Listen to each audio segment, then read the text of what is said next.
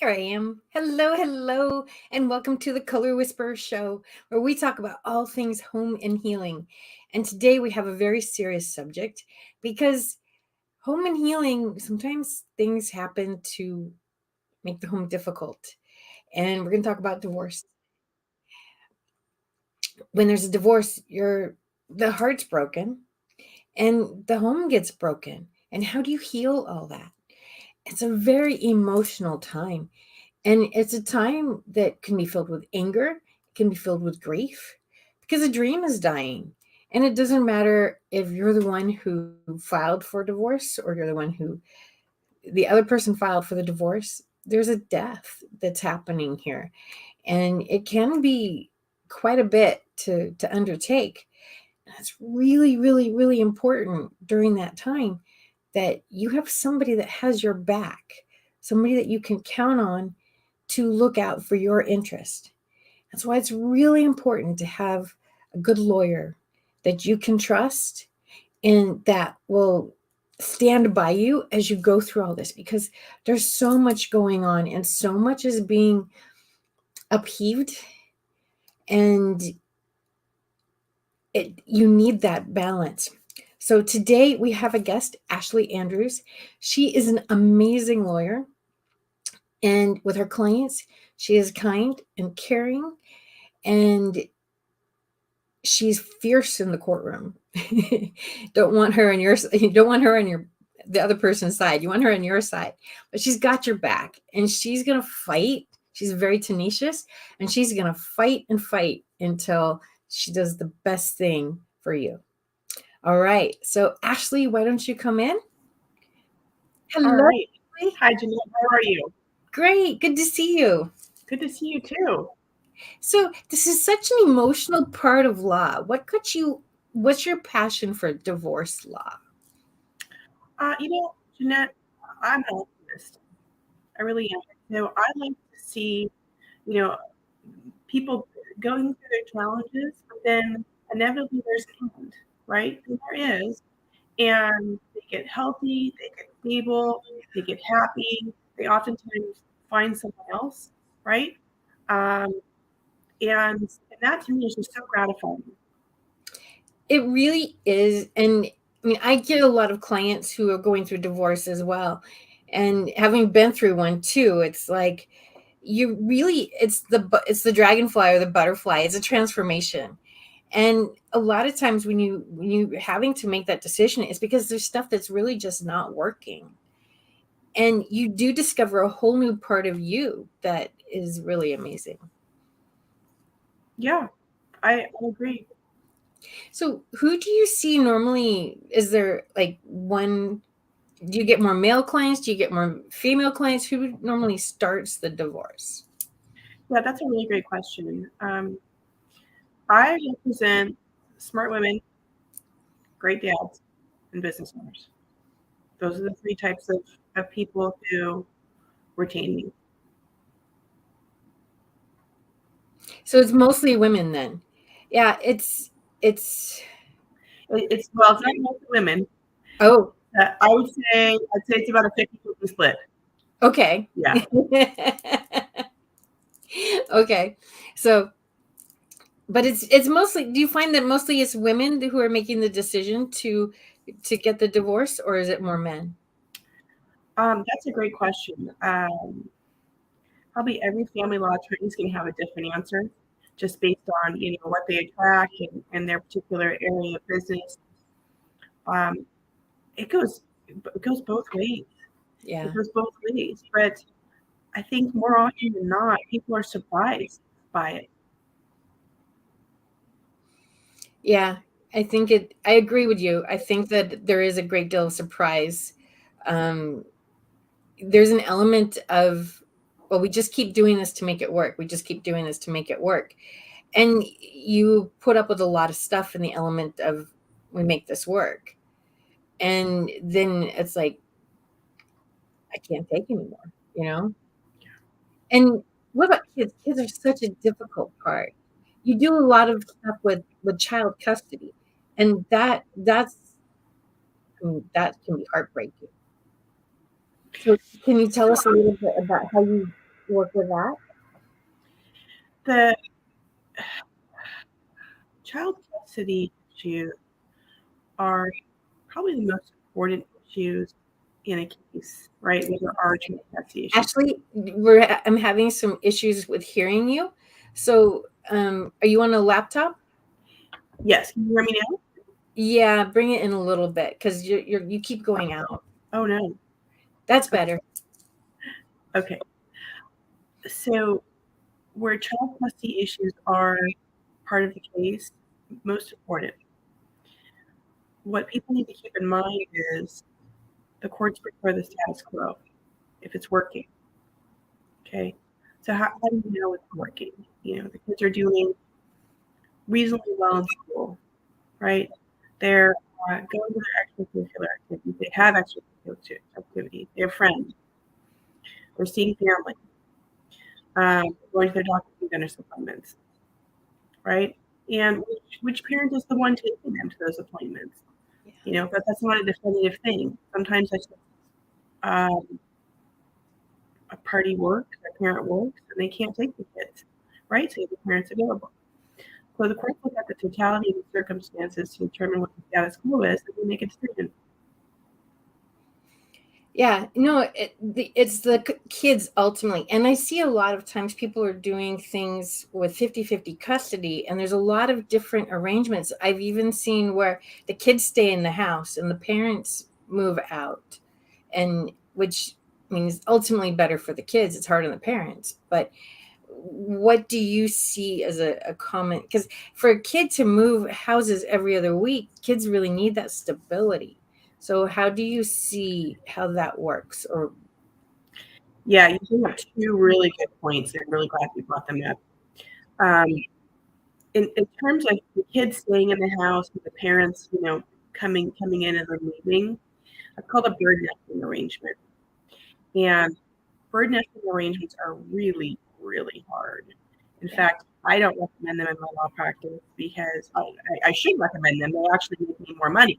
Okay, eventually it's going to erupt into something super contentious, and what could have been a reasonably amicable case it just explodes because someone doesn't clean up the house and someone's sick of it, or someone leaves a Victoria's Secret receipt in the trash, you know, and that causes some problems, right? For the other person who comes in and sees that.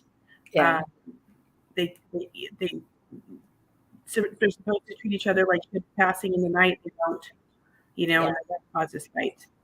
So as hard as it is, there's no single way to rip off a Band-Aid. You just need to do it, right. right? So that's my perspective on bird nesting. Now, um, with 50-50 and how that can manifest, as long as it's written out, as long as there are set days and set times, and those are adhered to, you're fine. But people get into trouble is they enter into agreements where there's just reasonable visitation, right? And that looks Mhm. fine for the first year and a half, or 2 years. But then when someone gets to be a boyfriend and girlfriend, it's World War III again. Yeah, So it's better to put in the work at home, you know, as painful as it is, as unnecessary as it seemed to be because you're amicable, right? And right in the times and they stick to them. yeah, it does help a lot. And if they're amicable, dealing with things like Mother's Day and Father's Day, and birthdays, and I know with my niece and nephew, we went through, well, I got some of the fallout, but I mean, they went through a lot of court battles as far as what was okay, what wasn't okay, what dates do they have them, and they even had to do stuff like be dropped off at the police station, and the police station had to be a pickup point because things just got too volatile at the house. And so there's a lot of things that you got to deal with that can get really messy. Yeah, that's a great point. I mean, when you have to utilize the police station to do your exchanges, you know, you're in a really tough spot. Um, the the one step right before that, though, if you can get there and stay there, is a Starbucks with 2 doors. Mhm. So the parent with custody will walk in, right, a little bit before the exchange time, buy the child or children, a little treat or snack or whatever. They sit at the table, they start eating it. As soon as one parent comes in one door, the other parent immediately leaves the other door. There's no confrontation, there's no talking. It's done, right? And it's a nice transition for the kids with the parent who just came in because they're already eating their snack. Oh, look what I'm having. Is this fun? I love you. They don't know the difference.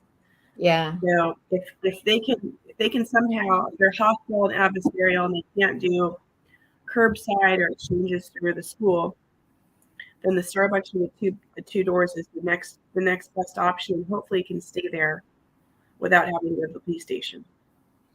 That's a really nice option. I wish somebody had thought about that for, you know, but Sometimes it's just too late. yeah, yeah. No, their situation was very volatile, and you know, they're grown now, thank God, but Yes. relatively healthy and happy. So, anyway, so what about fur kids? Because like, are there are babies too. So, do you ever have issues with custody over pets? Oh yeah. So now the legislature has codified the family code uh, laws with regard to the kids and how they're going to be shared. But they're not quite looked at like property, but they're not quite looked at like children either. There's this very interesting gray area. And so what we do is just pet parenting schedule. Okay. So, you have to coordinate the exchanges of the pet. Where's that going to take place? Is it going to take place through a side yard? Is it going to take place, you just keep them in the carrier, the cat, you ring the doorbell, you leave, type of a thing, or you wait in the car. But it's a nice thing to do. Is it 1 week on, 1 week off? The pets don't really seem to care that Yeah. much about them. I think it's But easier. it's more the level of hostility between the parties. Can they handle seeing each other every 2 days, or do we need to go, every week? I had a friend of mine, it was not a client, it was a friend, who did 1 month on, 1 month off with dogs.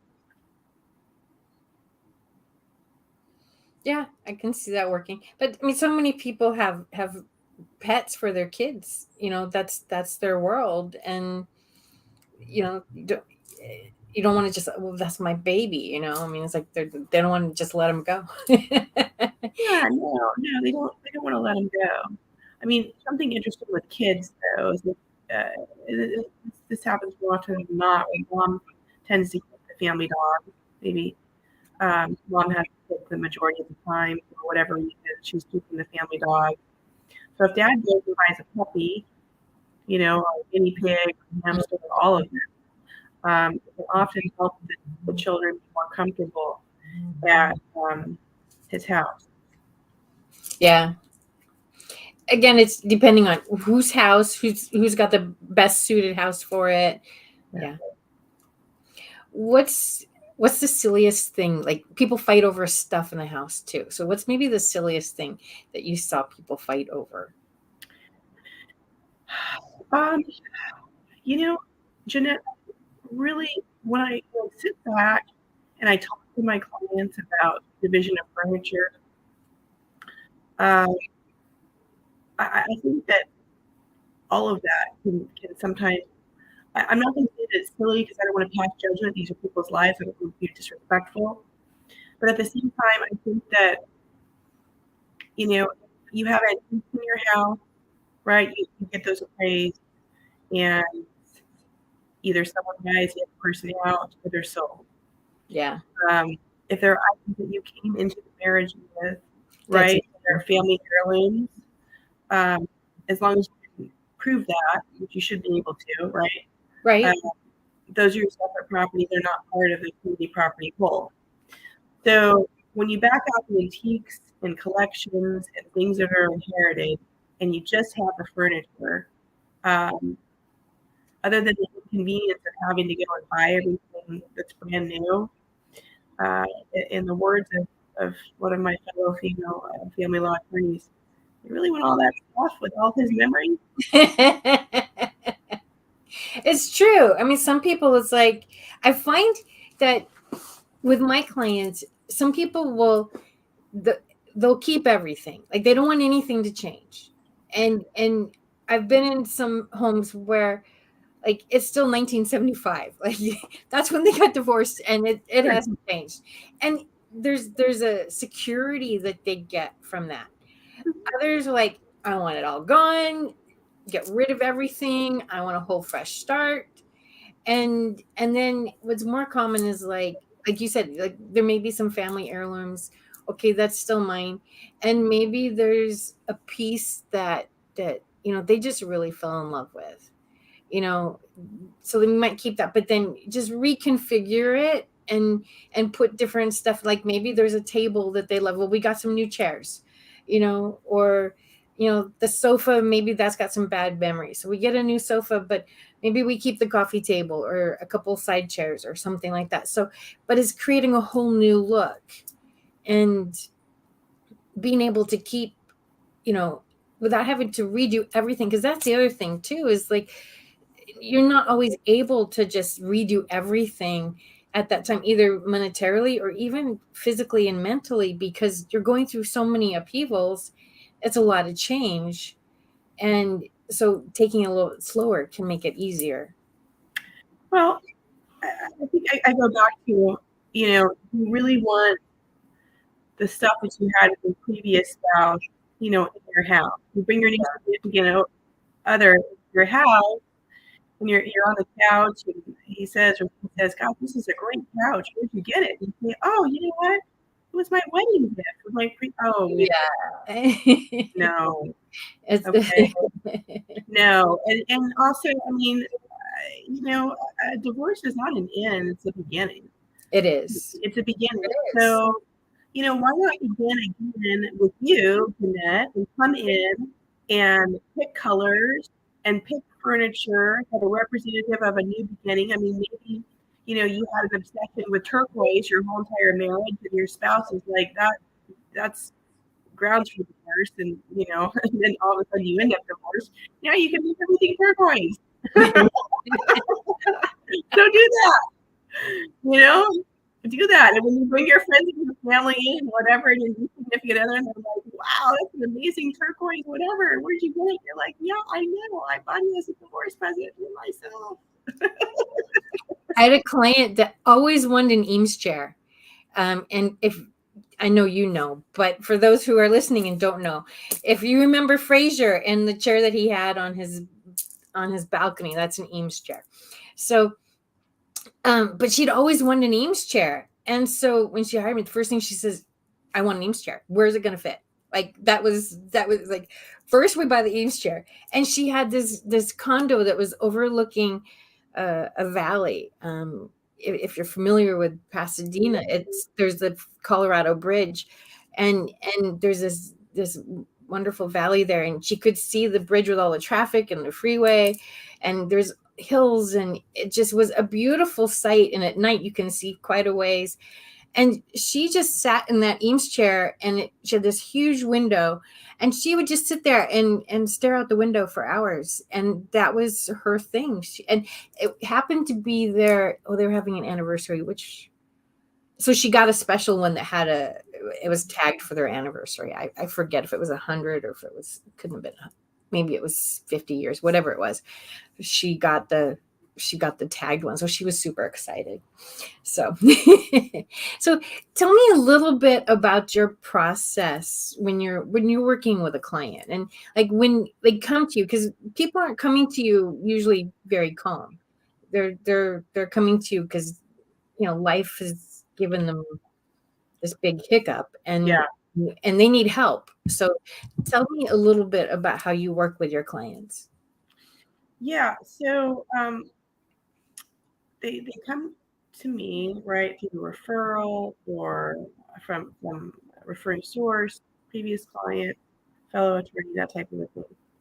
The paralegal conducts an intake, right? We get a feel for the case, what county is it in, what are some of the facts, are we a good fit, conflict of interest check. And they schedule them in for a 1 hour consultation, right? It's comprehensive. I don't sit there and talk about how great I may or may not be as an attorney. When I talk about all the issues in the case, and we're trying to figure out what's going to be the roadmap. Where are we going to go with this case? What is necessary, right? And some pre-divorce planning. Okay, then they retain me, and we get started. So, getting started, we need child custody and child support and spousal support orders right away. Okay, it may be child custody orders.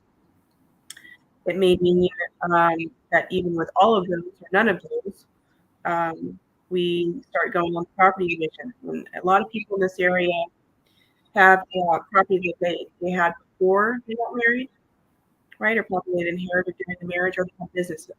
Okay, maybe all three. And all three of those require a lot of work up front. We have to value them. We have to figure out income available support. We have to try to back out separate property from the community property, right? We want to do that because otherwise the other spouse may get way more than they're entitled to. And the way I do that is not only working diligently on the case myself, but also with my certified family law specialist, my senior counsel, trial attorney, and then my forensic accountant as well. That's how we do it. Okay. And you have a forensic accountant that you work with. Can you tell me what that is? Yeah. The forensic accountant, I say that, and it's like I said an F word. It is an F word, but it's one that's actually very, very helpful, because the one thing we're not taught in law school is how to be CPAs. So family law attorneys can sit down for 10 hours and try to value something or determine income or back out separate property from community property. We can do these things, and then we can present it to the other side, who's also an attorney, and he or she can spend those 10 or 12 hours or 15 or 20 reviewing the work. You have two attorneys who are not doing the CPAs fighting over numbers. Yeah. The only person who wins in that situation is the attorney who's being paid for doing a job that they don't know how to do. Right. Client's not going to win. You're not going to have accuracy. So you bring in a forensic accountant, and for that same 10, 15, 20, 50, 100 hours a week, or whatever it is, they're going to do a fourth of that, and it's going to be bulletproof, right? So you present that to the other side. You go, what do you think? Then their forensic accountant looks at it, or they do with their client, and go, yeah, these numbers are accurate. I don't like them. We're going to try to beat you up or knock you down in some way, but probably not going to win. It just makes the case easier. Yeah. And it takes a lot of the emotion out of it then, because it's just, those are the facts. It does. It takes a lot of the emotion and the anxiety, because, people will stay up all night long with worst case scenarios. I mean, for example, I'm going to switch the facts just a little bit to preserve confidentiality, but my client had a house, and let's say that the equity was, I don't know, $500,000, and wife thought she was going to get half, $250,000, right? So my client thought he was going to have to give her $250,000. Not a fun number. But oh wait, he had the house before he got married, right? So down payment was before he got married. He didn't add her on to the deed during the marriage, So it was never turned into community property. So while the community did acquire a percentage ownership in the house, it wasn't 50%. Yeah. I think we were able to take her $250,000 interest and knock it down to, I don't know, $10,000 or $20,000. Wow. Yeah. And if they were, it doesn't sound like they were married for a long time, but if they had, she should have some part of, like, if she contributed to the house, then, but only during the time they were married, not the time beforehand.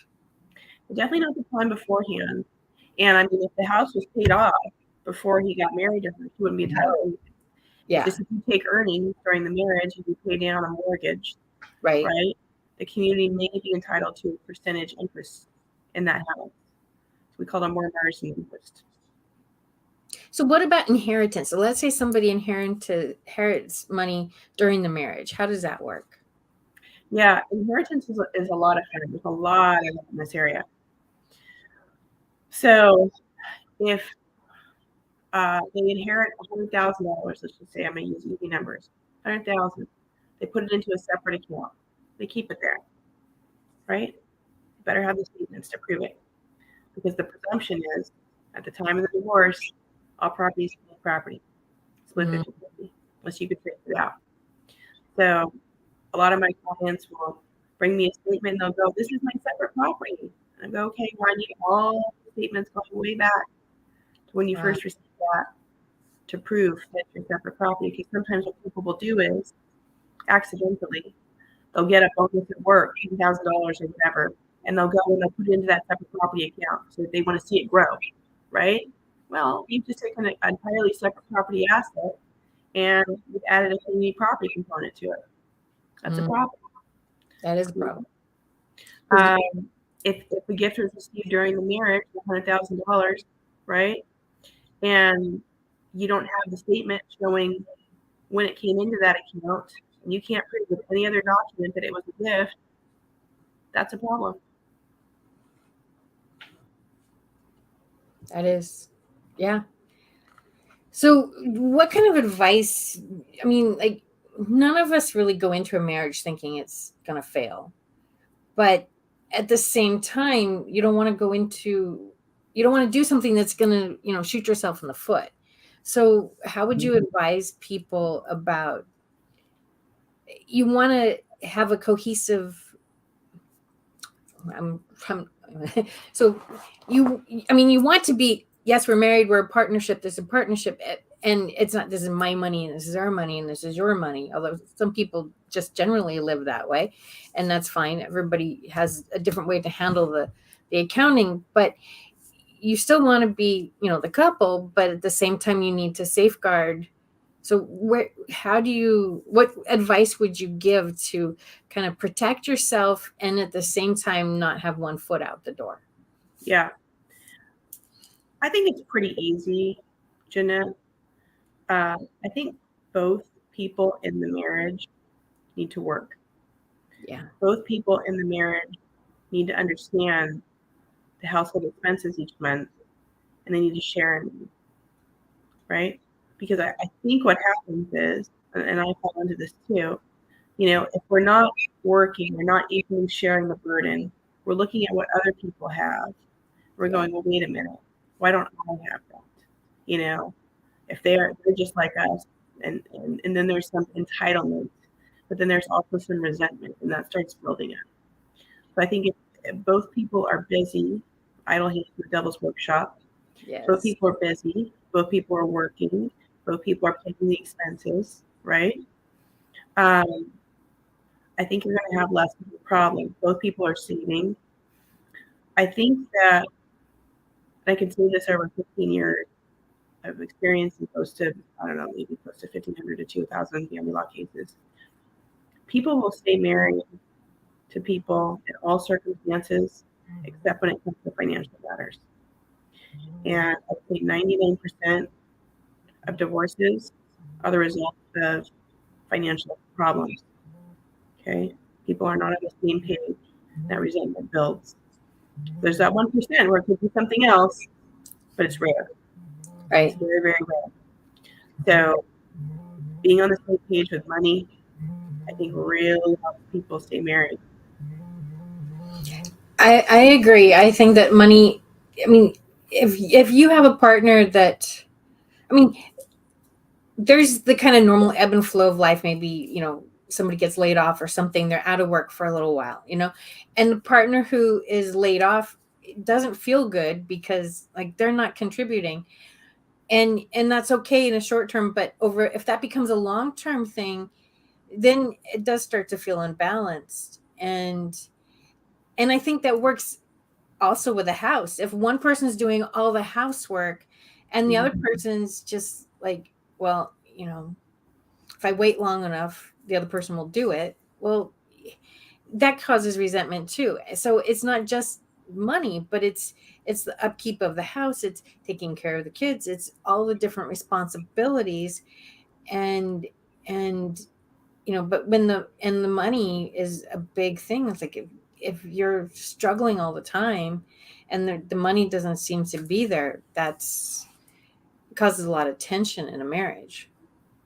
It does. It causes a lot of tension, and the household chores and whatnot. And I'll hear this one every so often, and really it's money based. But Yeah. it's, he comes home from work and he doesn't help with the dishes, he doesn't take out the trash, he doesn't do this, he doesn't do that. Well, hire me. Like, I don't know. I mean, first of all, if someone comes home to you after a long day of work, that's a win. Second of all, if Right, you're working and you get to stay at home, that's a win, right. So maybe hire me so you're not fighting over that stuff. You have to ask yourself 10-year test. Like, if he forgets to take out the trash or you do in 10 years, is it really going to matter? But Right, it's a part of a bigger issue of it is. there's something else. There's something else going on. The There's some sort bigger of issue is they're not feeling taken care of. yeah. I mean, I follow this this this therapist, and he's brilliant, but he has this thing on taking out the trash, and that's a common thing people fight over, right? Because it's kind of the guy's thing. He's supposed to take out the trash, and then he doesn't do it, and then she yells at him, and he's like, why are you bitching at me? You're like my mom. Like, I don't he feels like he's being nagged, and this goes on, and finally, it's like, it's really not about whether or not he takes out the trash. It's that she really hates taking out the trash, and Mhm. and that him doing that makes her feel cared for and taken care of, and it doesn't mean anything to him, and he had no idea that it meant that much to her.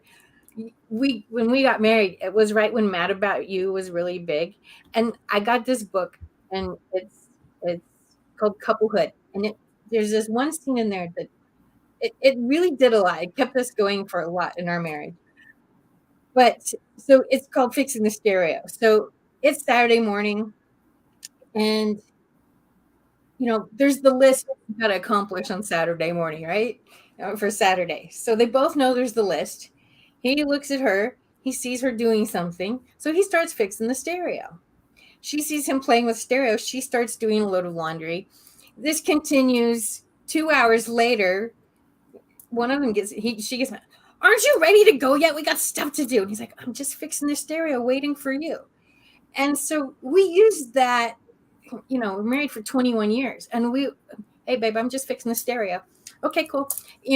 And it's just like, so you got to find little tricks like that, where it's like, hey, I do a lot of season stuff with my work, and the different personality types.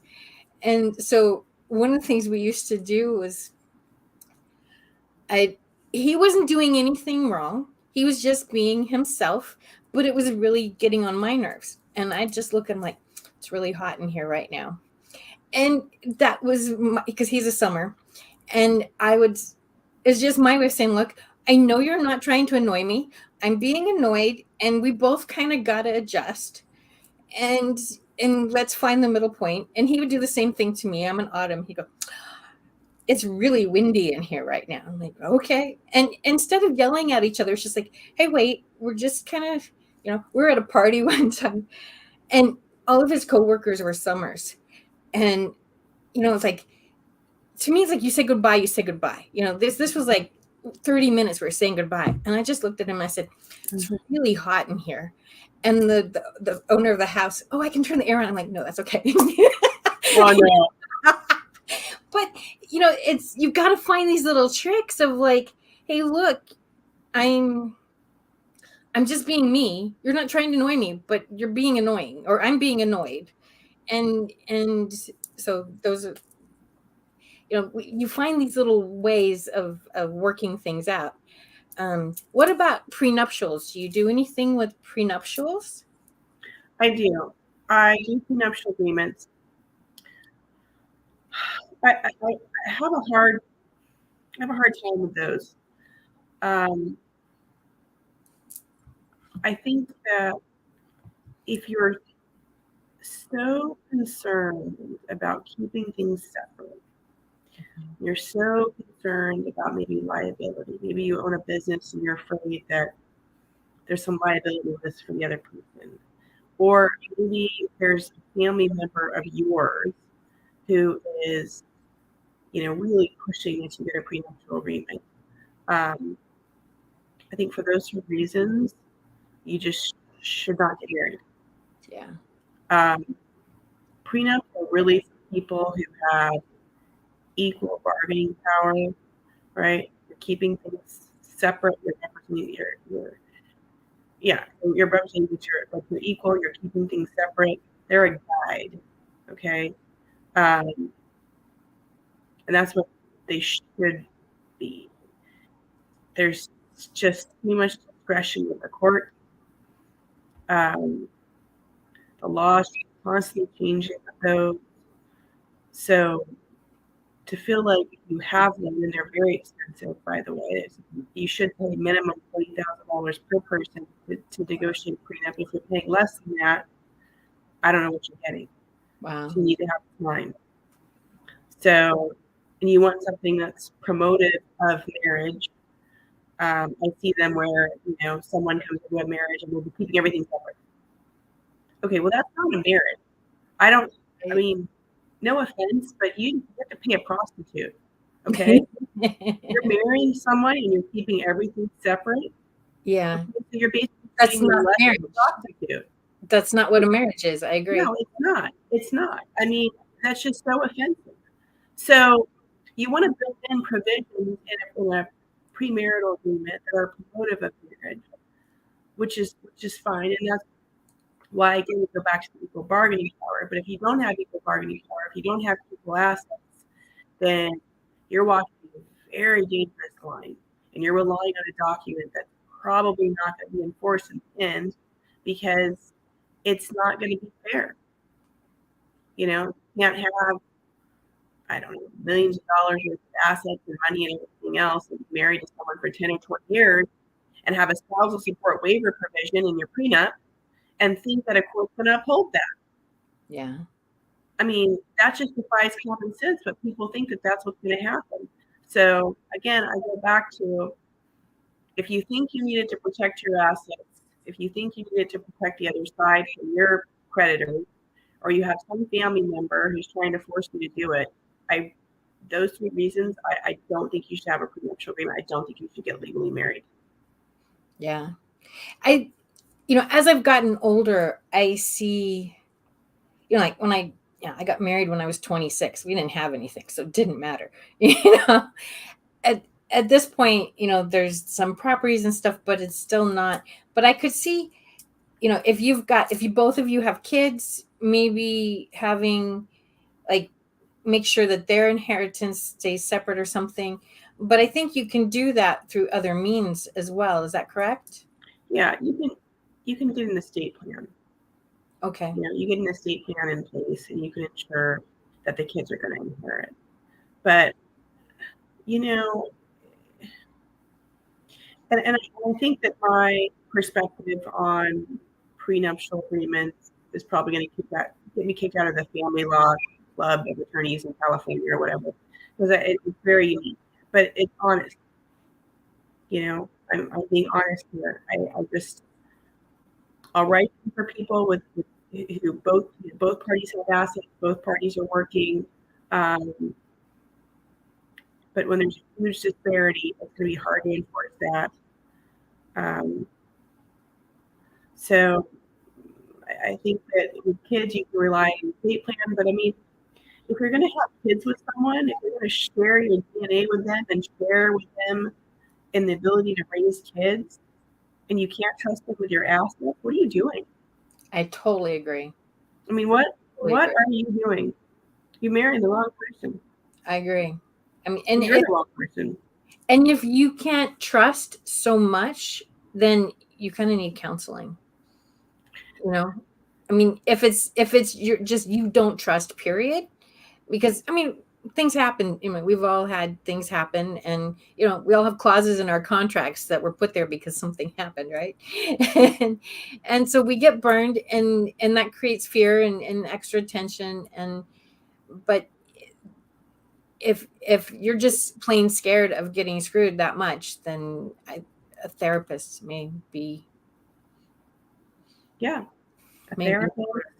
But you do have to trust the person you're marrying. I mean, if you don't trust them, what are you doing? Yeah.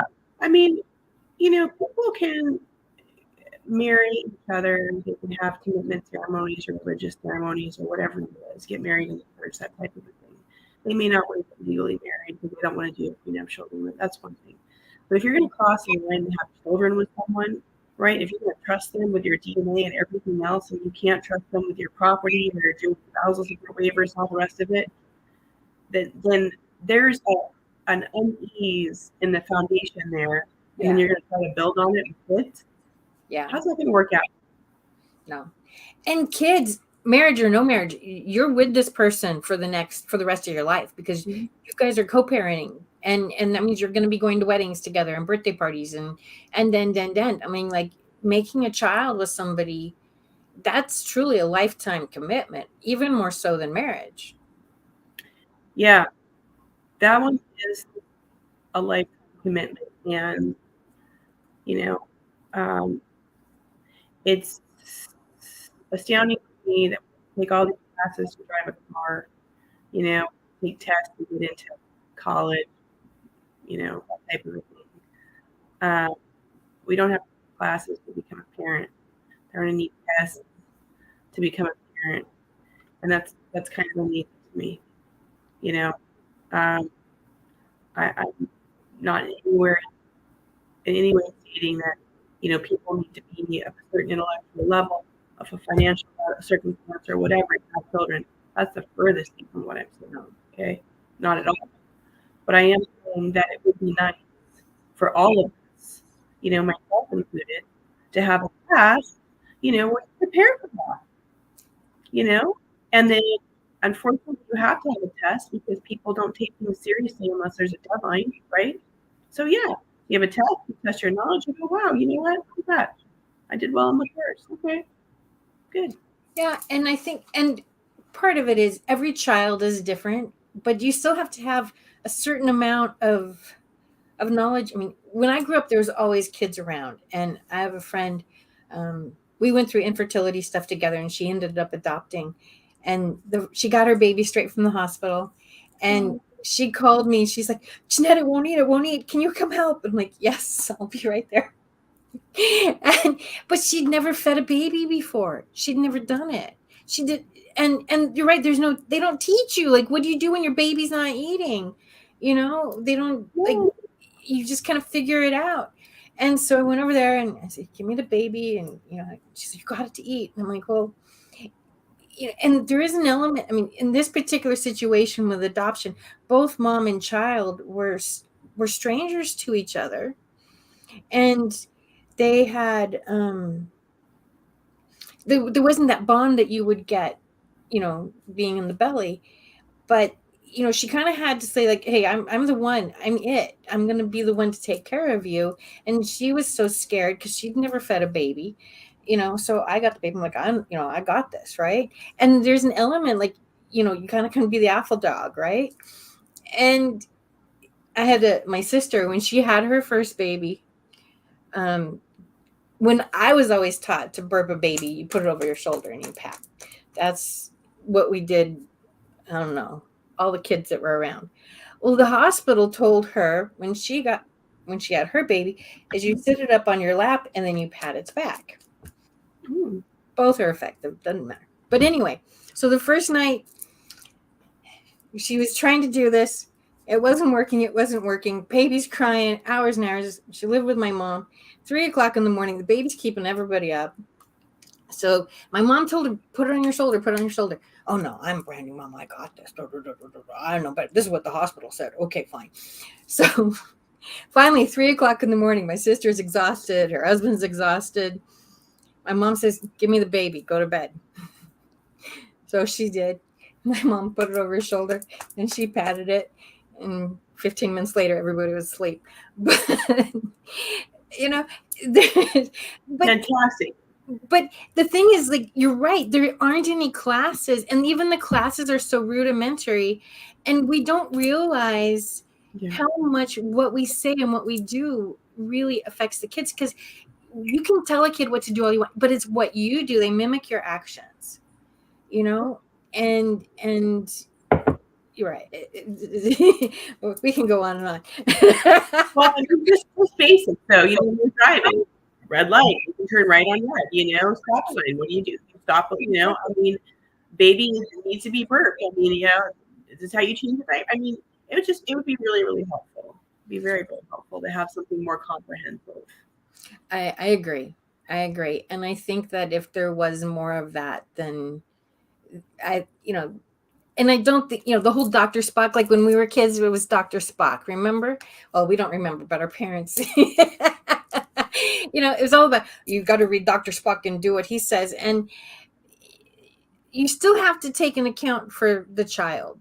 I had my niece and nephew over one time, and they're like, Jeanette, we want to sleep with you. I'm like, okay, well, fine. And then it was, well, where does everybody sleep? I'm like, they're like 4 or 5 years old. And they just wanted to feel that closeness, right? Mm-hmm. So I said, well, we went through all the different permutations about who slept where. And I'm like, they didn't like any of the answers, and they're crying and screaming. And I wish I could tell you I did this from my head, but honestly, I just was so fed up, and I went through all the permutations and I didn't know what else to do. And I said, you know what? I'm going to give you guys 5 minutes. When I come back in here, you're going to solve the problem and you better have a solution. And I closed the door and I left the room. And I went back 5 minutes. They're laughing. They're joking. It's going to be like this, Jan. Bum, bum, bum, bum. Like, okay, cool. And I wish I could tell you that came from some great parenting knowledge. It didn't. I was exhausted. I was exasperated. And, I'm like, yelling more is not going to help, and yet it was the perfect thing to do, Yeah. So each kid is different too. How you deal with one kid is going to be different than the other. And that's why I think, we have kids that, you can have kids in the same family and they can be totally different. Mm-hmm. Raised by the same people, can have different ideals, can have different ways of doing things. So we're running out of time. I want to talk about mediation. Do you do mediation? And tell me a little bit about how that works. Yeah. So I have an interesting opinion on mediation. It's very similar to the prenuptial agreements. Mediation is really for people who have equal bargaining power. It means comparable jobs, comparable assets, right? If you have those two things, then mediation can help, right? Mediators cannot give parties legal advice. So if you want to go through mediation, you can have your own consulting attorney, and that's fine. But my question is why? Most people are not in a position where they have equal bargaining power. And even if they are, why pay a third party? Why not just have your own attorney, complete your disclosure documents, which are mandatory in California, get the other side's disclosure documents, put together settlement terms that are fair, convey them to the other side, and if the other side doesn't agree, you can't reach an agreement, then you go see the judges in the LA Superior Court system, do a management settlement conference, and it's free. That to me makes way more sense. Oftentimes people will retain me, say it's a spouse with more money, more assets, that type of a thing. We work everything up. We submit it to the other side. If the other side's not represented, I say to them, look, you can take these settlement terms to any attorney you want, best or worst in the state, and I'm 99% certain they're going to agree with me on what I'm saying here. It's always that 1%. Okay. And what do you know? They don't they don't take it to the other attorney to have it reviewed. We're able to reach an agreement. Or, if we do have an attorney, that attorney may want to do the mandatory settlement conference with the judge because maybe there are some challenging issues. That's what I would do. Yeah, I know several people that went through mediation, and they did it because, like you said, they both made the same amount of money. Really, there was no, they sold the house, they divvied that up, and then it was just declaring, what child support is and visitation, and they were very agreeable on that. So they they actually had a better divorce than they did marriage, but it is what it is. Um, but they were in agreement on how everything was split, and child support, and how often he sees the kids. And so it was just a matter of, here, let's sign this, and that was it. Yeah. There things were done quite quickly and quite cheaply. So it helps if you guys can be in agreement, if the couple can be in agreement. Yeah. And when I say equal bargaining power too, I mean mentally as Yeah. well. Because if one or both are not mentally healthy, that process is not going to be successful. We have Sure. two mentally healthy people with the same income, same assets, they're comparable. They should be able to reach an agreement. They should be able to reach an agreement. But if someone is suffering health-wise, or there's an imbalance of power, I'm not a fan of mediation. I'm not going to say it's not going to work. I'm just not a fan of it. Yeah, that makes a lot of sense. And do you find that, because when you're going through all the upheaval of divorce, do you find that, how much does that affect their mental, what did you call it? Mental Health? No, their, you said something else. But, well, their mental health, but their stability is not. What did you just say?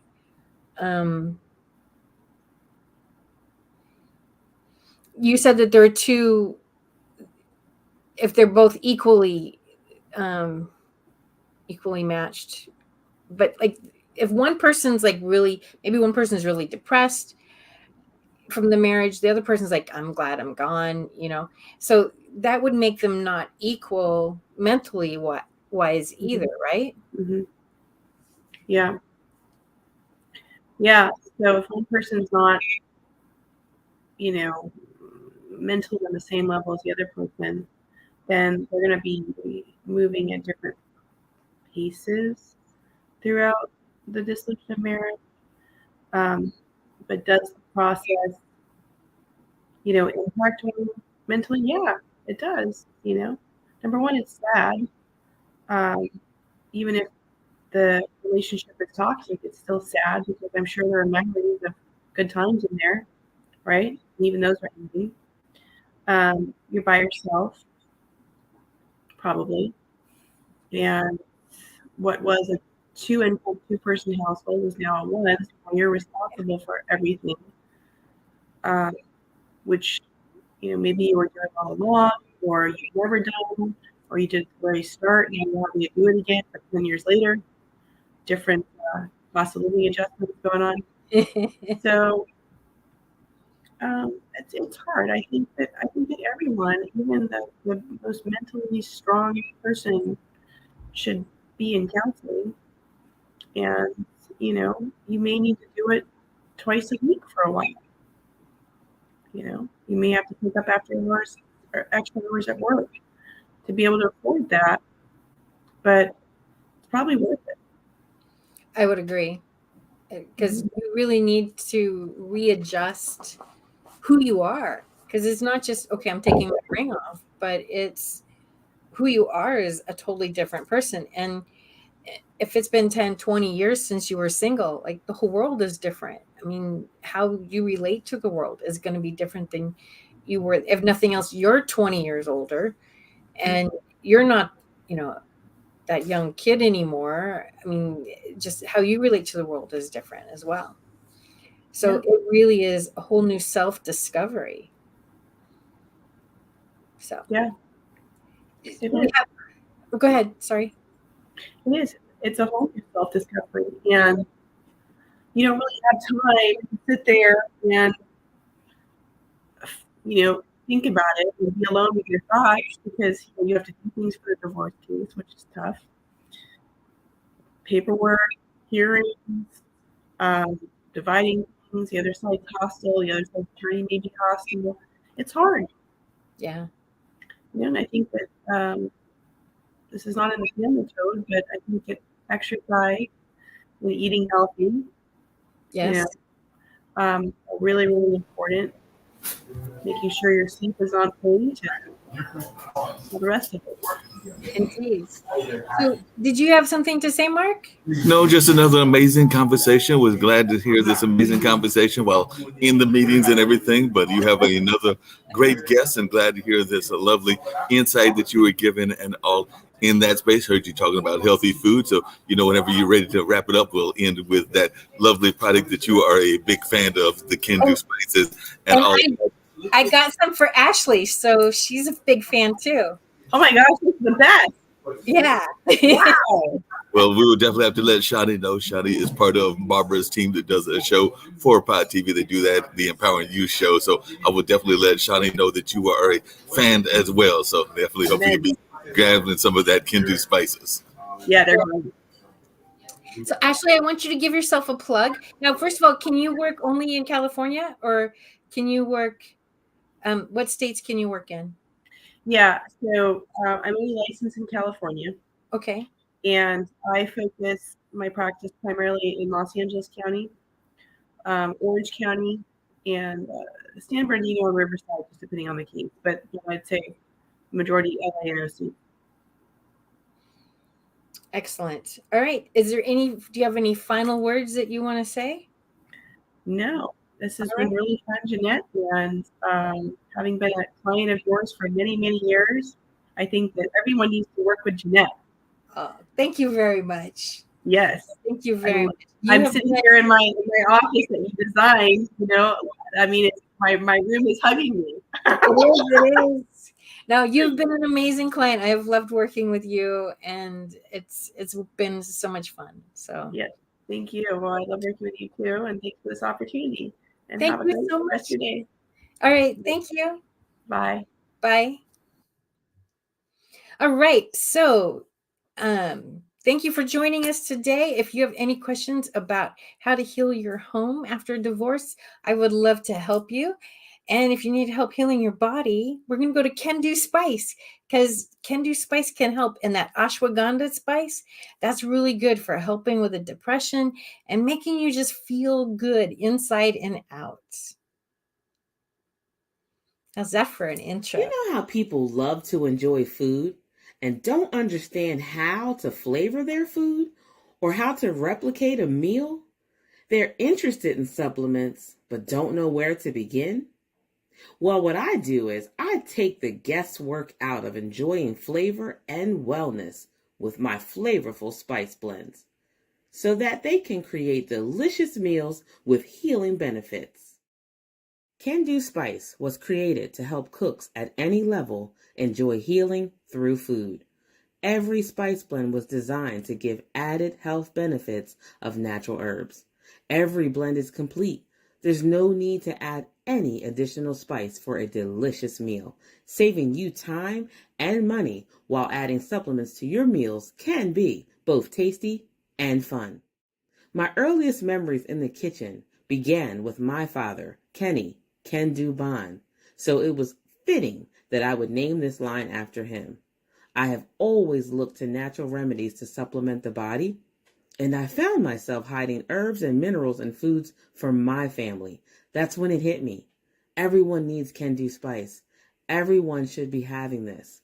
It's an exclusive brand for cooks at any level who want to create flavorful dishes with healing benefits that can satisfy the body and soul. Add a little spice to your life. Give Kendu Spice a try.